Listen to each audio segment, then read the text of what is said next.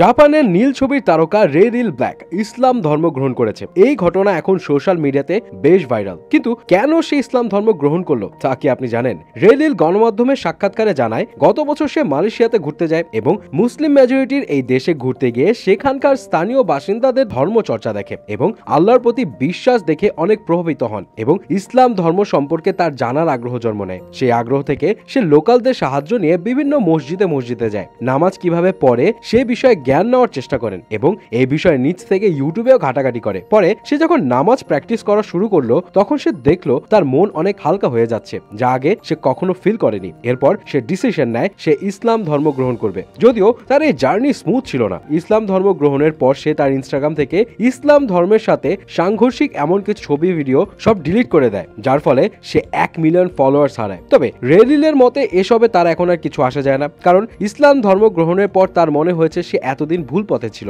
এবং এখন সে জীবনের মানে খুঁজে পেয়েছে। যদিও তার এক জায়গা নিয়ে দুশ্চিন্তা রয়েছে, ইসলাম ধর্মের সংস্পর্শে আসার আগে সে কিছু অ্যাডাল্ট মুভি শুট করেছিল, যেগুলো পাবলিশ করা না করার ডিসিশন সম্পূর্ণ প্রোডাকশন হাউসের কাছে, তার কিছুই করার নেই। সো যখন এই ভিডিওগুলো ছাড়া হবে তখন আবার পাবলিক ভুল বুঝে বসে যে সে আবার এই ধরনের ছবিতে অ্যাক্টিভ হয়েছে।